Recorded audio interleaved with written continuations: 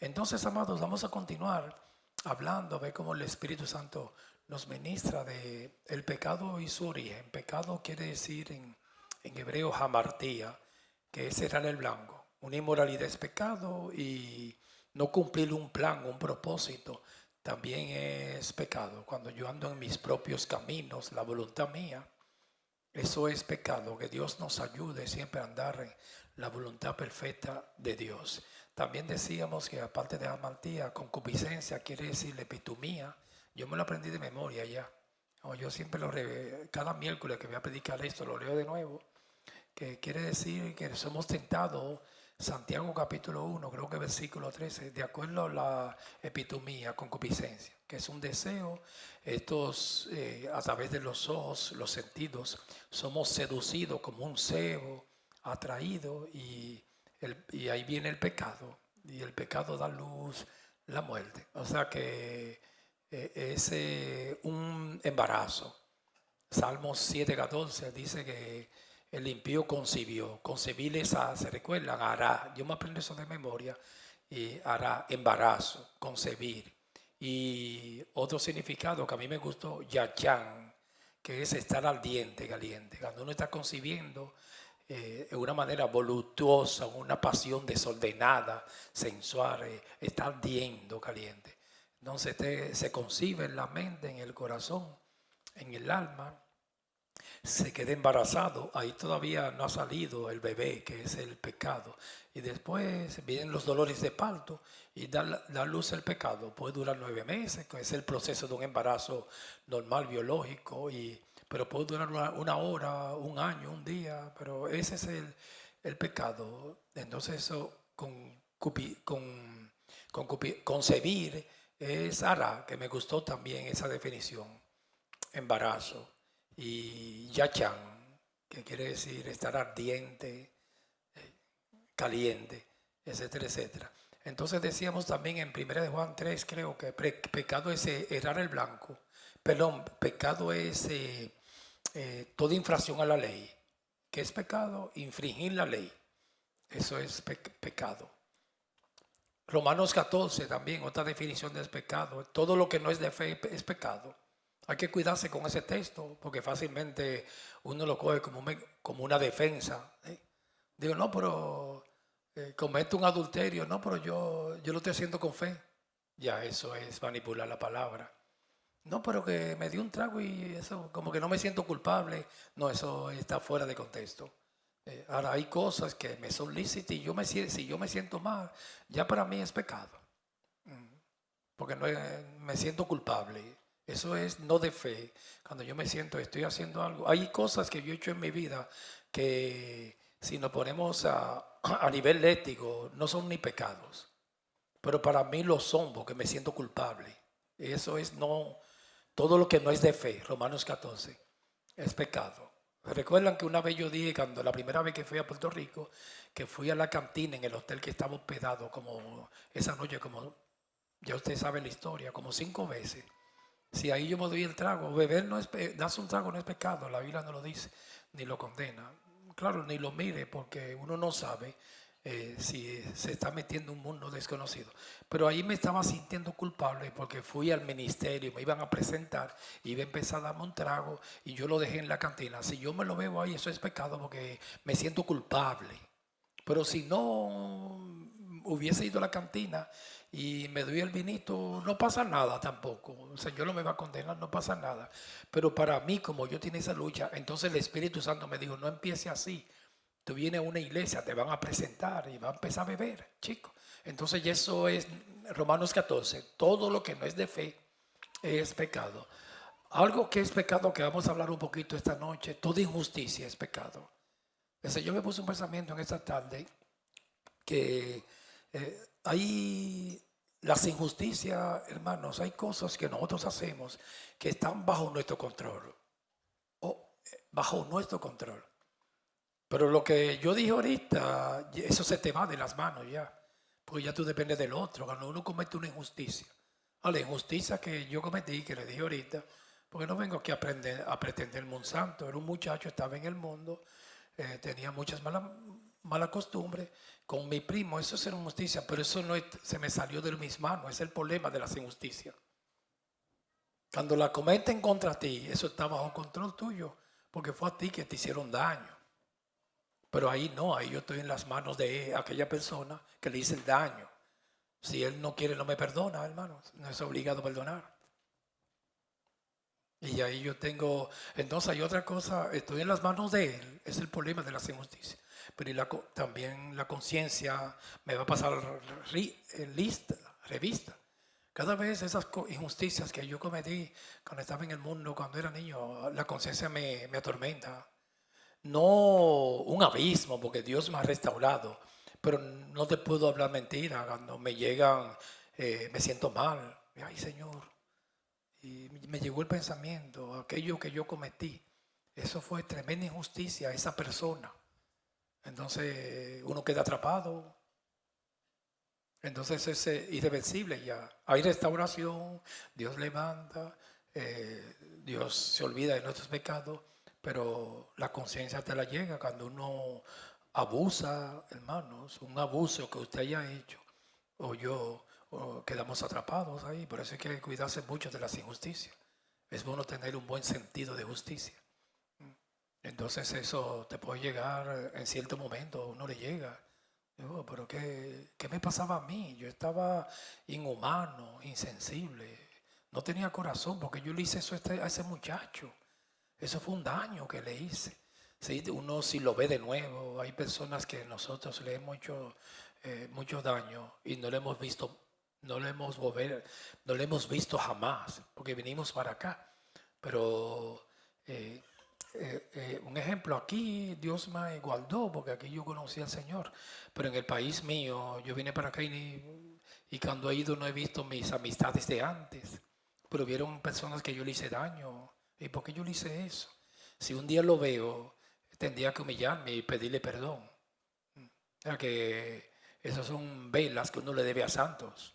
Tengo mucha deuda allá en República Dominicana, porque allá yo no era cristiano y andaba a una velocidad, recuerdo, entonces era malcriado, me portaba mal, ofendía a las gentes. Ahora me llega a mí algo. Una vez que yo hice, yo jovencito, boté a alguien, no me mire mal, hermano, yo no soy el diablo. Boté a un familiar de la casa, hermanos. Así mismo, se me va de aquí. Yo no he podido quitarme eso de mi mente. Cuando yo vi a esa persona, un familiar, yo siempre le pido perdón. No, olvídate de eso, éramos muchachos. Y esa persona salió por la sala llorando. Y me quedé prisionero ahí. Me perdonaron la persona. Sí, pero que cada vez que al día de hoy, mira que yo tenía tiempo que no me recordaba de eso. Y el Espíritu Santo me lo recordó ahora. Y cada vez que me lo recuerda, vivo con una limpia conciencia. O trato por lo menos. Pablo puede decir eso. Yo no, perdón. Trato de vivir con una limpia conciencia. Yo no vivo atormentado, pero eso me hace daño, hermano. A mí me gustaría revertir el calendario, perdón, y no hacerle y no hacer eso, no haber hecho eso. Si a mí me piden ese acto que tú hiciste, esa beca, no tenía como 21 años en esa casa, que botaste a un familiar tuyo en la casa y le dijiste, se me va de aquí. Me gustaría que eso nunca hubiese sucedido, pero ya sucedió y me quedé cautivo ahí. Entonces a veces hay momentos que me llega la conciencia. Y todavía al día de hoy, la persona vive aquí en Estados Unidos. Cuando me menciona eso me da vergüenza. Ay, perdóname, yo estaba grave. Tú estabas grave, Reynoso, estaba grave. O sea que no he podido borrarlo. Las injusticias son así, hermanos. Por eso hay que cuidarse. Hay que cuidarse de las injusticias. Expulsar a alguien de una casa. O decirle. Yo una vez estaba en lo que decíamos, creo que el domingo, en una reunión de un discipulado. Ustedes llegaron ahí los sábados, que nos reuníamos con un líder ahí. Y entonces eso se abrieron las puertas a todos. A todos. Pero lo primero, cuando empezó ese discipulado de los sábados en la noche, fueron invitados aquí muchos hermanos. Ahí orábamos, adorábamos al Señor. A lo primero fue selectivo, fue señalado. Personas especiales, que en esos ambientes siempre son muy selectivos. No, ahí no puede estar todo el mundo. Después, por conveniencia, se abrieron las puertas a todo. Y yo recuerdo cuando empezamos, el primer sábado, habíamos como escogidos como 12, los 12 apóstoles. Y un hermanito que iba bajando, porque era en el basement, iba bajando por la escalera. Y el líder le dijo así mismo delante, y él empezó a llorar delante de todo el mundo. Y yo sentí que eso fue tremenda injusticia. Hasta el día de hoy le digo, ¡ay, te me devuelve! ¡Qué vergüenza, hermanos! Usted no es invitado, no está vestido de lino fino, no es invitado a esta reunión. Aquí son invitados. A usted nadie lo invitó, usted no puede estar aquí, espérennos allá afuera. El hombre se empezó a llorar. Yo estaba ahí, yo lo vi. Y hasta el nombre de él me lo sé. Y me dio una pena. Iba bajando la escalera del basement y cuando iba por la mitad, subió de nuevo y se fue. Usted no puede estar aquí porque estos son personas escogidas, especiales. Y eso es tremenda injusticia.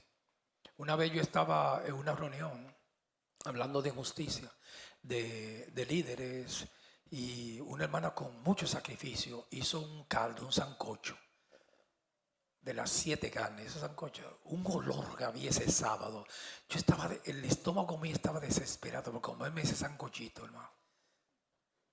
Como el sancocho del domingo, que hizo una ciela, que yo me llevé una parte para esas gentes, hermanos, que no les gustan comida calentada.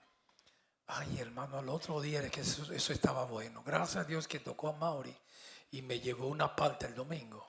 El lunes yo me comí eso con un aguacatito, hermano, lo calenté.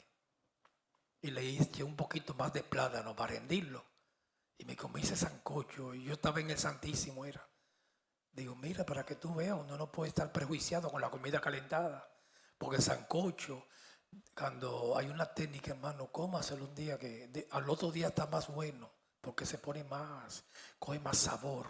Hay carnes que después que usted la mete a la nevera, pierde la naturaleza como el pollo, pero el sancocho no, hermano. Y yo me comí ese sancochito y gracias, Señor. Eso el lunes, esa fue mi cena, que fue la comida, el almuerzo de ese domingo. Entonces ese día esa hermana hizo ese sancocho y el varón empezó a profetizar. Nosotros, eso es para mí, los pastores, podemos profetizar con ira. Y estaba como frustrado. Entonces en la profecía él dijo, yo nunca, el sueño, porque es Babilonia, recuerde. El sueño que yo siempre he tenido en mi vida es tener una alabanza poderosa, un grupo, y no lo he conseguido hasta el día de hoy. Porque esta gente adoradores, oye, le están tocando teclado de gratis, hermano. Porque ahí ellos le dan ofrenda a los ancianos, hay sueldos, pero eso yo sé que no le daban nada. El tecladista, sacrificándose las que cantan. Y le dijo, y todas las profecías fueron para el grupo de la alabanza. Irreverente, ustedes, por eso es que las alabanzas están aquí. Nosotros queríamos una alabanza grande como esta iglesia, y la alabanza nos ha dado pie con bola en esta congregación. Entonces, ahí mismo, bajo la ira, yo estoy delante de Dios.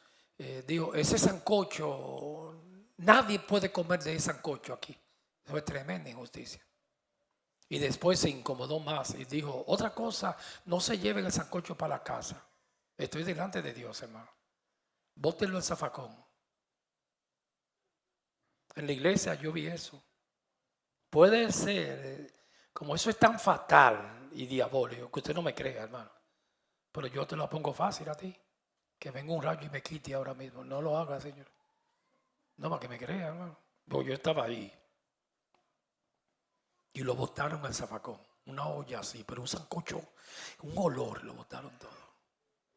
Después el hombre, el varón de Dios, el ungido, se fue rabioso y la conciencia lo estaba matando. Yo no sé, mientras vida tenga, yo creo que la conciencia lo vas a torturar. porque no hay tortura más terrible que la conciencia. Como dijo Juan Calvino, el infierno, la tortura de una mala conciencia es el infierno del alma viviente. Mientras vida tenga, eso es lo que hace las injusticias. Eso fue tremenda injusticia. No se puede dejar arrastrar por el celo. Como los salmistas, alguien que se sacrifica, hay que tener misericordia. Por ejemplo, yo le doy gracias a Dios por los hermanos que han pagado un precio. Y ellos no se le da aquí, mi hermano, al que nada más estoy recibiendo, porque nosotros no tenemos poderes. Una ofrenda que la iglesia me dé a mí, después ellos no se le dan nada. Aquí ellos lo hacen por amor. La hermana que toca el teclado, Chaidi, aunque usted la vea así, no es pecado. Si una iglesia tiene algo que ayude a alguien, ella no puede trabajar irregularmente. En el teclado ya le tiene que dedicar como 6 horas diario. Ahora no, porque ya se ha ido preparando, pero tuvo que fajarse en YouTube, aprender el teclado, porque nosotros prácticamente no sabíamos tocar nada, por eso la solve todo el tiempo. Yo le rogaba a Dios antes, yo le decía, Señor, yo quisiera, yo no sé hacer arreglos, esos arreglos de las alabanzas, de esas antiguas, y yo no podía hacerlo. Entonces Dios le dio capacidad. La gloria es de Dios, amado, y ella es que hace los arreglos. Y lo hace igualito como está el CD o el original. Entonces para eso se pasa horas preparando las alabanzas del domingo y empieza a preparar la mañana por amor, sin nada. Entonces va a venir uno a maltratarla, hermano, por un celo. Porque no fluyó un día, porque uno quiere, porque el problema es que en esos ambientes tú quieres que la cosa sea excelente para que la gente venga y vea de que la gloria de Dios. Por eso a mí no me gustan mucho las expectativas. Si usted empieza a decir a mí que el domingo hay una actividad aquí y que va a pasar algo grande, a mí no me gusta mucho eso. Yo vengo en cero y eso es lo que es mejor porque uno fluye más.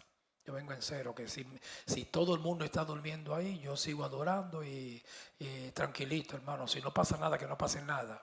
Yo no ando detrás de expectativa. Antes yo andaba así, pero ahora yo ando en cero. En cero, delante de Dios estoy. Y me siento, disfruto más, me deleito más con el Señor, porque no vengo a impresionar a nadie. Entonces, con los hermanos, los pastores, cuando ven que no consiguen lo que quieren, porque todo es intereses, una alabanza poderosa, que hay unción para que la gente traiga más dinero, se frustran y arremeten con los adoradores. Gentes que le dan el alma, le tocan de gratis, hermano. Porque vaya, cualquier tecladista, yo sé los salarios que le dan a los tecladistas en las iglesias. Lo más difícil son los tecladistas, amado. De que una persona, y si tiene voz y canta y toca, te quita 700 semanal en iglesias pequeñas. Así como usted lo ve. Hay muchos músicos en New York que yo lo veía que tocaban con mi hermano merengue, se han metido en las iglesias. Eso es profanar el altar, claro. A buscar, y vive a buscar salario en las iglesias. Entonces una persona después que se sacrifique tanto, que ha sido una bendición para nosotros, me quitó una carga de encima, la sierva Brigi, Leo y Samiel, yo bendigo a Dios por ellos. Se sacrifican, a mí él llega del trabajo con la guitarra día y noche, y uno va a venir a maltratarlo, hermano, por Dios, a cometer una injusticia con ellos. Yo a veces la llamo a ella, que antes yo no podía, porque yo no sabía hacer esas alabanzas. Y yo decía, yo nada más la llamo, mire, esta alabanza que escuché, que está en inglés, ¿tú la puedes preparar? Y ahí la prepara. Claro, yo siempre le digo si te gusta, porque tiene que gustarle, porque lo más malo es tú hacer algo, hay alabanza que usted la puede cantar que no te gusta, como tú no tienes que meterte en la alabanza. Entonces eso es bien difícil. Yo me someto y le pregunto, ¿te gusta? ¿Está bonita? ¿Es espiritual? ¿Tú crees? Sí, está bonita, vamos a hacerla.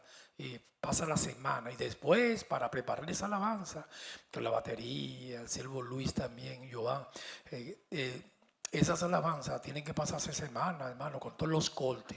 Conmigo antes no, eso se preparaba de una vez porque eso es a lo que coja tu voz, dale para allá.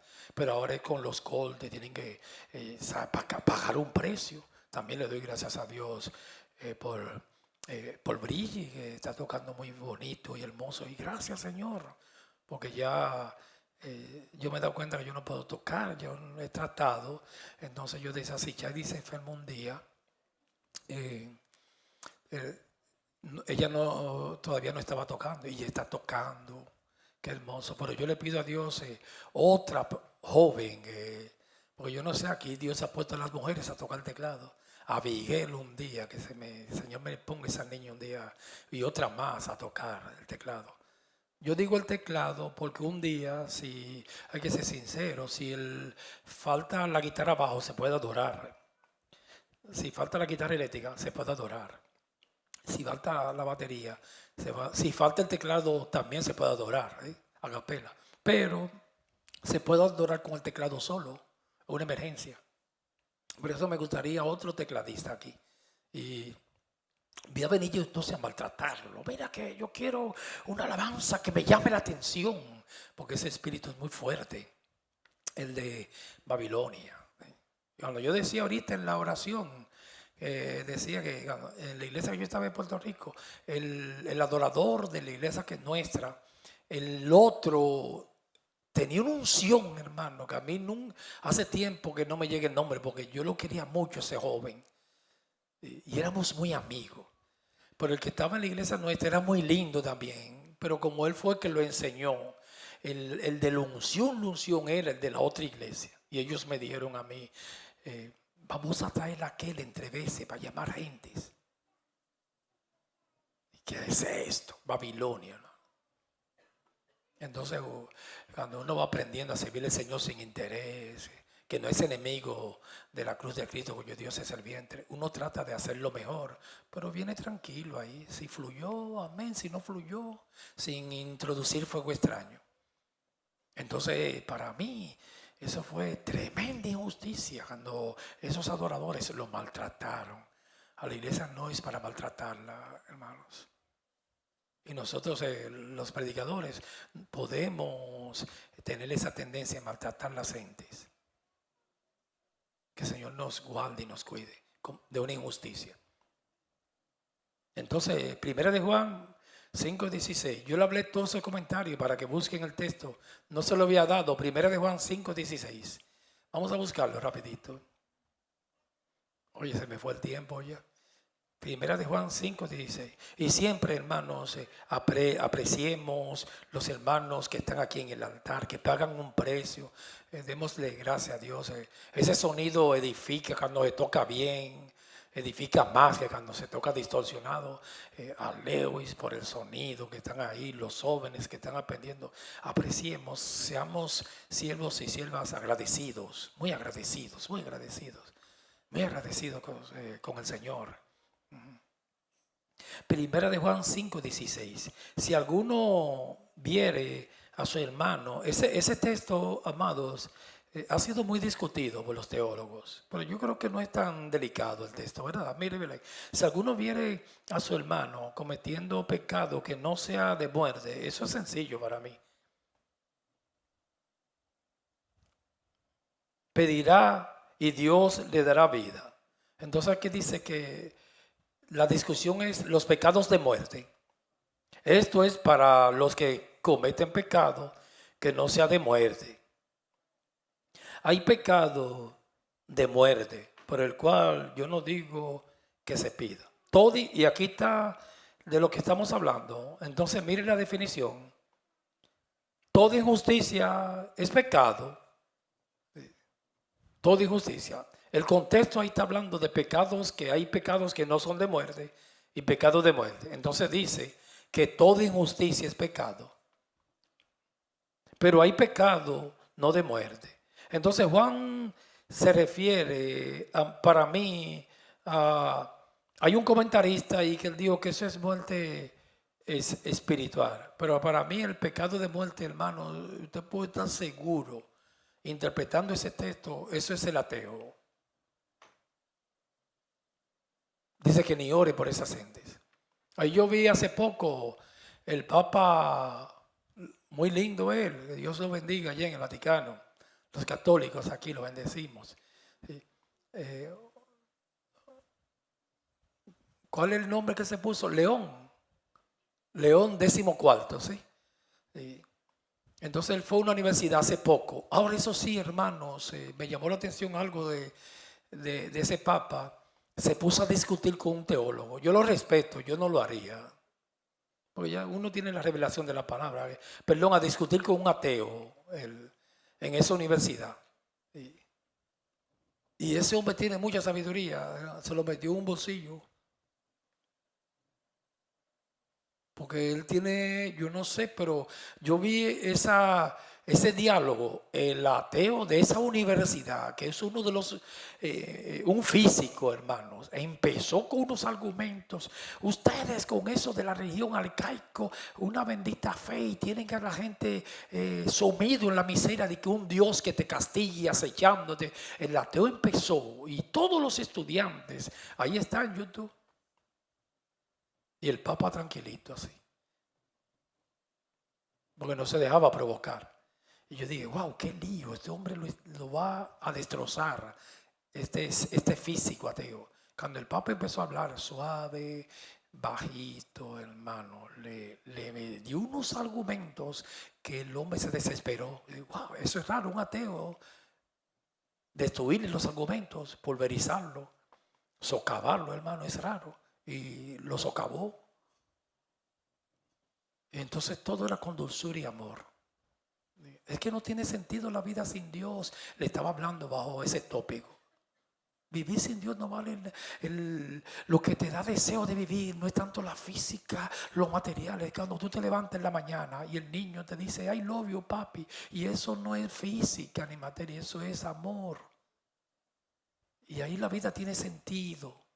La vida de ustedes, y empezaron a llorar los estudiantes. A lo primero estaban a favor del ateo, después se fueron todos a favor del Papa. Ahora yo dije, pero este hombre tiene mucha sabiduría. Ahora yo lo respeto, pero yo no discutiría con un ateo, porque dice que ni oren por ellos. Y entonces el ateo bajó el tono y él lo destrozó. Entonces otra actitud de él, que él nos dijo, no, yo no voy a coger una actitud como que yo gané contigo ni nada. Yo lo que vine con humildad a hablarte de mi Dios. Me gustó ese diálogo. Aquí no ganó nadie. Yo lo que te amo y te vine a hablar de mi Dios. Que sin Dios no vale la pena vivir aquí.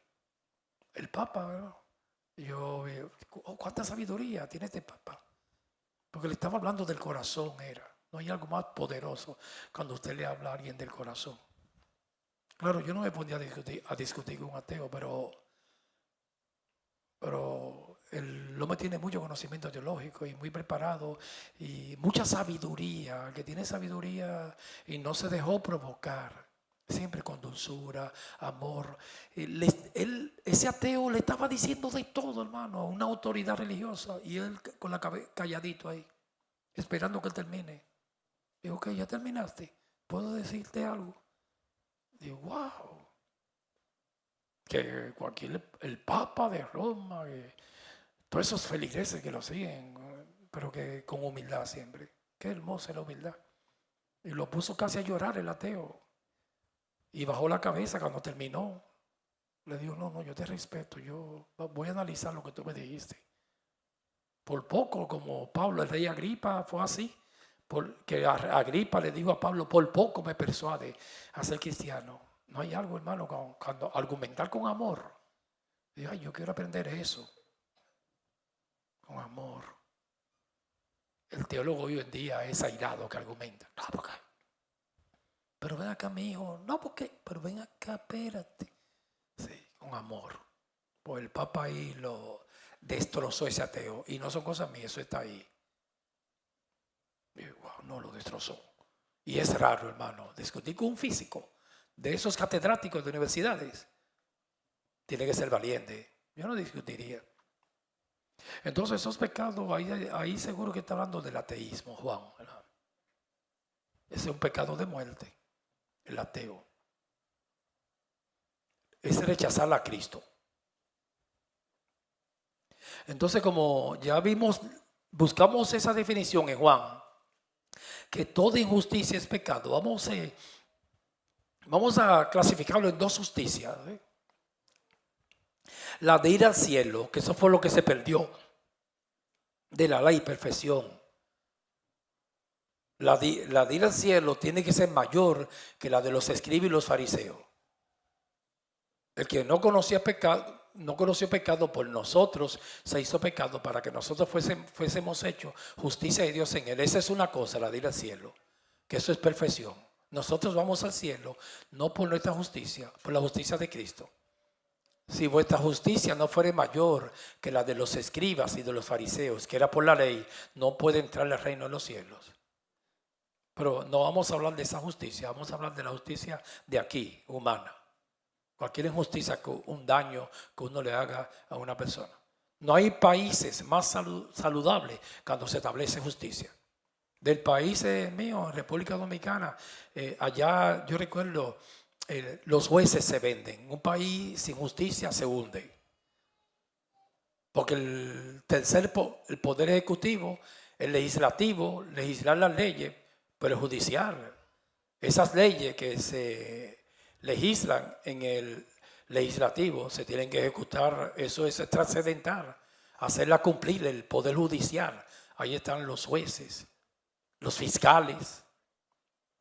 Yo recuerdo que un juez en República Dominicana, en una entrevista en televisión, le preguntaron ¿cuántos años le caben de cárcel si una persona comete tal delito? Entonces el juez, porque son unos charlatanes, hermanos, el juez con unas risitas sarcásticas le dijo, eso depende. Y como se rascó la cabeza, no depende. Depende cuando usted me dé. Si tiene dinero y me da bien, 1 año. Si no tiene dinero, 5 años. Depende. Donde no hay justicia, hermano. Como decía dice ese pensamiento. La paz es cuando se ausenta la justicia, no hay paz, hermanos. Los países que tienen un sentido de justicia y los gobernantes, mayor que otras naciones, prosperan porque Dios trabaja con la justicia. Jehová chiqueno, Jehová justicia nuestra.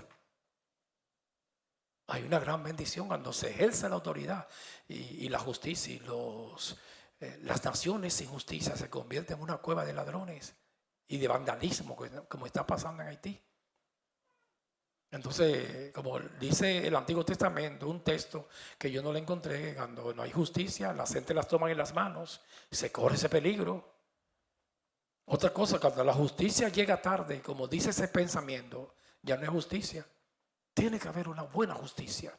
Que nunca en Estados Unidos, que se está corrompiendo, se corrompa y se politice el poder judicial. Muchos fiscales, hermanos, que están metidos en la política. El fiscal, el juez, tiene que ser neutral de ningún partido para que ejerza la justicia. Me llega al corazón ese rey de Israel, Salomón, hermanos. En esa corte, cuando fueron esas 2 madres, que hubo una que se le murió el niño y le intercambió. Y él en Gabaón le había pedido sabiduría a Dios. Dame sabiduría, que yo no sé ni cómo entrar y soy muy joven. Y este pueblo ha aumentado bastante. Y cuando él tomó ese niño, eso fue como un relámpago del cielo. Él dijo, bueno, vamos a partirlo por la mitad. Para darle una mitad a las 2 madres y la otra mitad, porque se murió uno y quedó uno vivo, y la otra mitad a la otra. Y ahí mismo se delató. La que no era madre dijo, pártelo, mío de nadie. Y la madre se le estremecieron las entrañas, porque madre es madre, hermano. Digo, no, dáselo a ella, no lo mate, que es mi hijo. Ahí mismo Salomón, tremendo juez. Si los jueces todos fueran así, no, ese niño es de ella, porque para ese tiempo no había ADN. Es ser justicia y siempre orarle a Dios, Señor, que en este país nunca se pierda la justicia.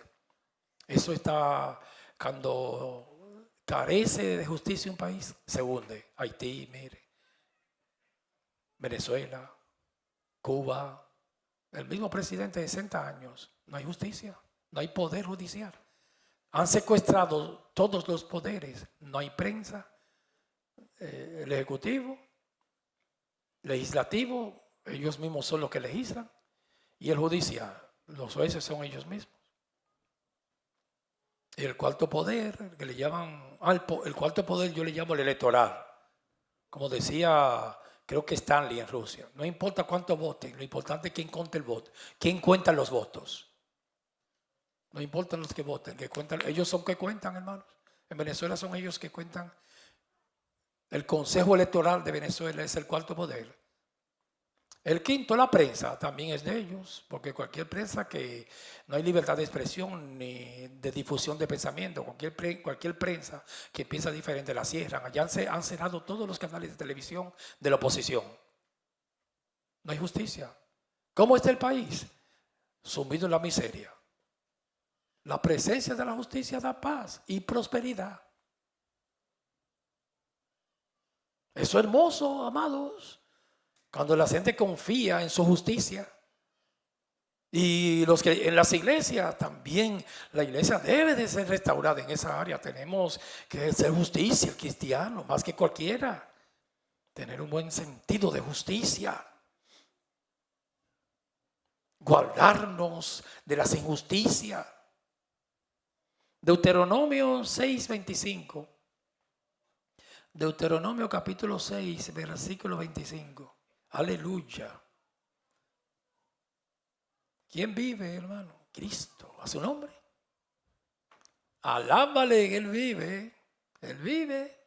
Sonríe, Luis, que Cristo te ama. Ay, santo. Aleluya. ¿Verdad, Luis Alberto? Él es bueno y para siempre es su misericordia. Deuteronomio 6:25. Y tendremos justicia. Tremenda definición. Eso se le escuché yo a un pastor. ¿Tú quieres definir justicia? Míralo ahí. Cuando cuidemos de poner por obra todos estos mandamientos delante de Jehová nuestro Dios, como Él nos ha mandado. Reina Valera 60. ¿Qué es justicia? Obediencia perfecta a la ley. Por eso nadie puede ir al cielo. Tiene que ser a través del camino que es Cristo. La justicia de Cristo. Ahora, justicia entre nosotros aquí. Hay leyes en la Constitución de Estados Unidos. Que los jueces, la Suprema Corte de Justicia, que sean neutrales. Que ejerzan justicia. Los fiscales, que no se politicen ni se dañen. Los fiscales aquí últimamente están haciendo, y jueces, activismo político. Ese no es juez ni fiscal. El juez tiene que ser neutral, como lo fue Salomón, en ese juicio de aquellas dos mujeres con el niño. Neutral. Y prospera el país. Porque todo lo de Dios es justicia, hermano. Él se mueve en la justicia. Dios no está en la iniquidad del hombre, ni en las injusticias. Eclesiastés 7:7. Eclesiastés capítulo 7, versículo 7. Entonces, toda injusticia es pecado. Estamos hablando del pecado. Eclesiastés capítulo 7, versículo 7. Sí. Eclesiastés 7:7. Ciertamente, la opresión hacen tremenda palabra, hermano, de Salomón. Entontecer al sabio. Y las dádivas, los regalos, uno se corrompe con los regalos cualquiera. Pero hermano, aquí dice Salomón que mira que cuando una persona tú lo oprimes o yo, hermanos, pierde las fuerzas, ¿sabes? Hay muchas opresiones. Usted sabe que una manera de los gobiernos oprimir al pueblo, dígame, muy sutil, es a través de los impuestos, hermanos. Porque inmediatamente que a ti te cobran unos impuestos de un cheque, que te quiten un 35%, para mí es demasiado. Hay que pagar impuestos. Pero hermano, sin opresión. ¿Cómo va a ser que una persona tenga miedo a ganar mucho dinero? Porque se lo quitan todo, hermanos. Eso es una opresión. Yo recuerdo cuando yo trabajaba en esa compañía, esos vendedores que a veces podían buscar cheques hasta de 3,000, ellos no lo buscaban. Digo, no, me quedo en 1,000 porque me lo quitan todo.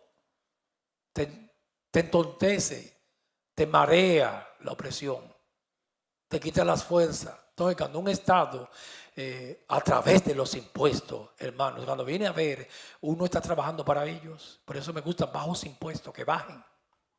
Está trabajando para ellos. Y ellos te administran el dinero, que es el problema del socialismo. Entonces es una trampa. Ellos dicen, no, sube los impuestos a los ricos y a los pobres. No, no, tampoco, hermano. Los ricos hay que dejarlo tranquilo. Que paguen impuestos, sí.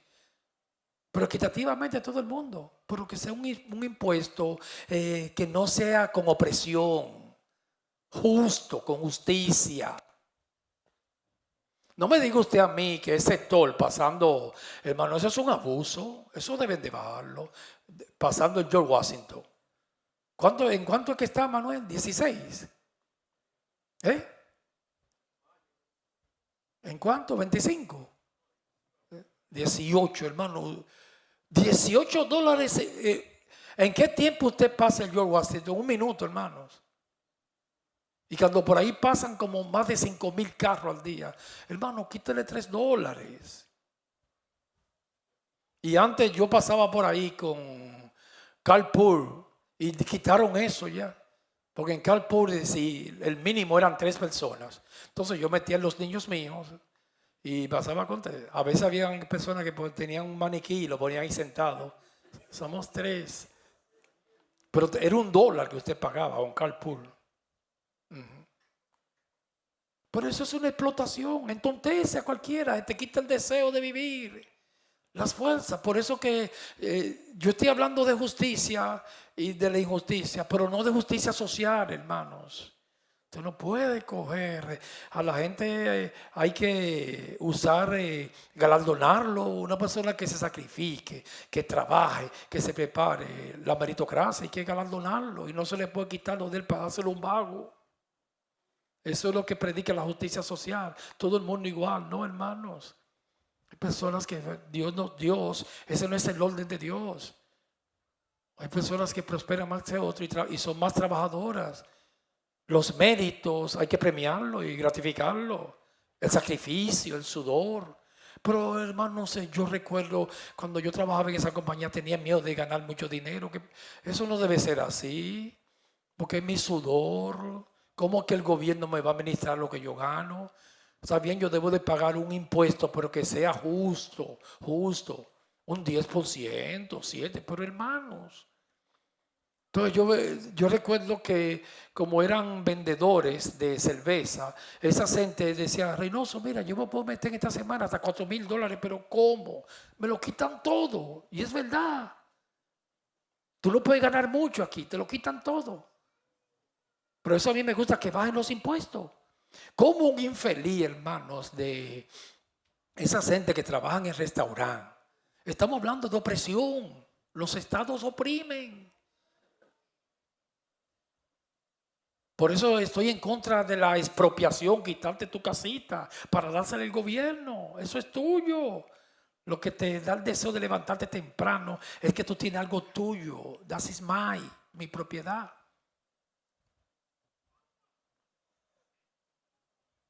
Entonces una persona trabajando y que gane $100 y le quiten 40, hermano, eso es una opresión. Entonces yo recuerdo que esa compañía todos vivíamos con ese estrés porque ahí se ganaba dinero, porque eso es por venta. Y digo, ¿y cómo yo voy a sumarle ese cheque? No me conviene porque me lo quitan y deberían de premiarlo. Esa gente que recogen propina, hermano, de la única manera que ellos se buscan unos chavos extra es con la propina en restaurantes. Gloria a Dios que ya le quitaron los impuestos de las propinas. Con eso es que se llevan algo más a su casa para comer. En las iglesias, hermanos, con eso de los diezmos hay tremenda injusticia. Yo no sé cómo es que se va a presentar ante el trono de Cristo. Hermano, yo creo que si en una iglesia que ya tenga $1,000,000, hermano, ese pastor y ve una persona, no debería ni pedirle nada a un infeliz que vive de welfare, porque que tiene 1,000,000 o $100,000, vamos a poner. Debería de decirle una viuda que está ahí sentada, no quitarle la lana y la leche. No, mija, se te va a contar por justicia. No de nada esta semana, no de nada. Eso, no de lo de tu comida. Una vez en una iglesia, mi esposa y yo dimos los de la renta. Tremenda injusticia. Ahí sí hay injusticia, más que en los gobiernos, en las iglesias, amados. Y siempre guárdese de eso. El Señor me trae a mí ahora, hermanos, usted, algunos que son managers en empresa, sea un hombre y una mujer enamorados de la justicia. Nosotros tenemos una casita en República Dominicana, los hermanos. Yo no estoy nada de eso, yo no sé nada de eso, porque yo me salí de eso, pero está rentada. Entonces la persona que tiene esa casita rentada, porque por lo regular, el que tiene un poquito de capital puede usar la extorsión. Extorsión es aprovecharse de la necesidad del otro y cobrarle con intereses altos. Porque el que tiene, en las crisis, las inflaciones, hay personas que se hacen más ricos y el pobre más pobre. Porque tú aprovechas y empieza, ahí aparecen los prestamistas. Entonces, ese es un señor mayor. Él tiene 70 años y trabaja en una bodega. El hombre de Dios y la mujer de Dios tiene que tener un gran sentido de justicia, hermanos. Entonces, a mí me da una pena, porque yo siempre he dicho, cuando uno entra en edad, ya no es tiempo de cosechar, de sembrar, sino de cosechar. Entonces, cuando uno llega a una edad muy adulta, ese era mi pánico mío. Y yo vine a tener la casa un poquito más tarde. Estoy entrando en edad y no tengo una casita. Porque cuando usted tiene una casita y ya un ancianito se pierde las fuerzas, por lo menos tú vives en tu casa y te busca el arroz y la habichuela con lo que sea, haciendo lo que sea. Pero llegar anciano sin una casita, y en República Dominicana, que la renta está, hermano, como 15,000 y 20,000. A mis amigos, ya que están por mi edad, cuando yo fui ahora, yo le dije a uno, tienes que buscarte una casa, hay que ser sabio. No, yo tengo un hijo en Holanda que tiene como 27 años, el hijo en Europa, y le tengo que mandar en euros. Pero bárbaro, de ese hombre que te mande a ti. No le mande nada, que te mande a ti, pon ese hombre a trabajar allá. Él es el que tiene que estar sustentándote a ti, que tú diste toda la vida por él. Tiene que organizarte como una casita aquí, como de lugar. Porque cuando tú tienes una casa, nada más tienes que buscarle el arroz y ya.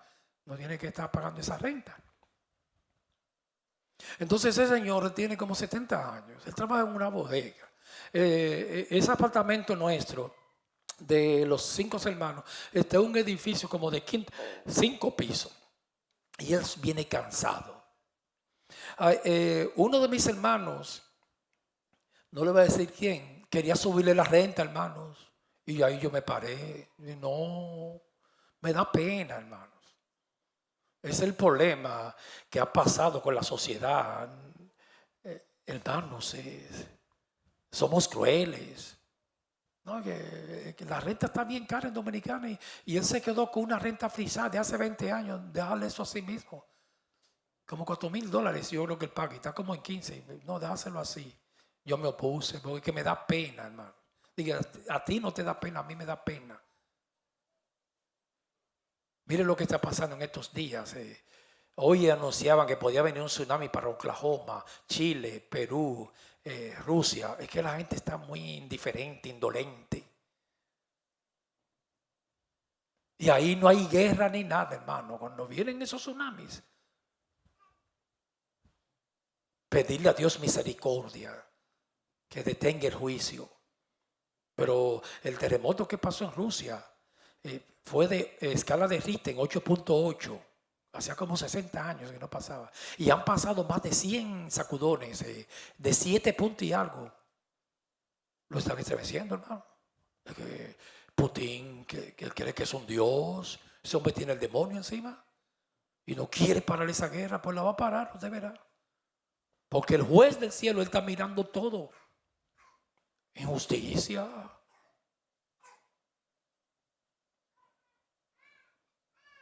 Y hay una emergencia en China, en Japón, de advertencia de terremoto. Eso es algo espiritual porque es en muchas partes. Chile, Perú, Estados Unidos y de tsunami. Pues después del terremoto viene el tsunami. La mar está embravecida, hermano. Está sacudiendo. Pedirle a Dios misericordia, que detenga el juicio. Pero hermano, que la gente está muy endurecida, como el faraón, el corazón duro. Entonces, siguiéndote con la historia, dije, no, con ese señor yo no había cometido una injusticia.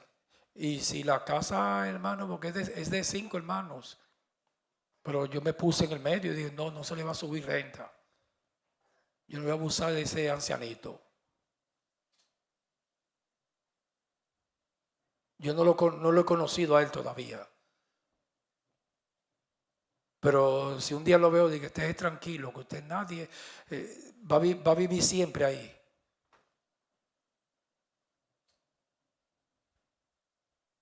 Porque me da pena, hermanos. Esta sociedad no le da ni lástima, nada.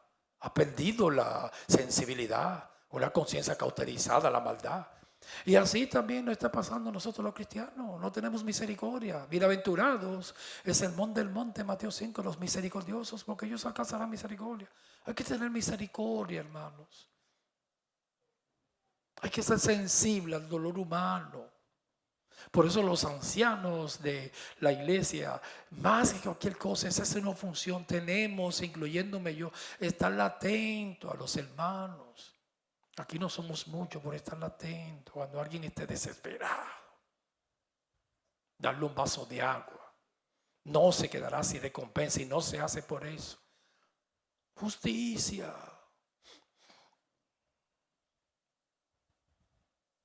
Vamos a dejarlo hasta aquí. Continuaremos hablando de la justicia. Que toda injusticia es pecado. Voy a ponerle un marcador. El próximo miércoles. Amado Padre, en el nombre de Jesús te damos muchas gracias por tus consejos, muchas gracias. Escríbelo en nuestros corazones. Tú nos hablas, un Dios de humor, y muy lindo eres tú, muy hermoso, el más hermoso de los hijos de los hombres. Te amamos y muchas gracias por todo. En el nombre del Padre, del Hijo y del Espíritu Santo, llévanos bien a nuestros hogares. Señor, nosotros te rogamos que una bendición muy especial esta noche, por favor, para las hermanas, para los varones, los jóvenes, nuestros niños. En el nombre de Jesús, en el nombre de Jesús. Abraza a tu pueblo, bésanos. Porque, Señor, tú has puesto ese amor de parte nuestra hacia ti. Y eres tú mismo que lo has puesto. Nosotros no venimos aquí por interés, Padre, tú lo sabes. Ni andamos detrás de tus cosas, ni de lo que tú das, sino detrás de ti. Busca primeramente el reino de Dios y su justicia, y las demás cosas vendrán por añadidura. Guárdanos de accidente mañana, los jóvenes que están conduciendo aquí, guiando, guárdalo también, guárdalo. En el nombre de Jesús. Amén.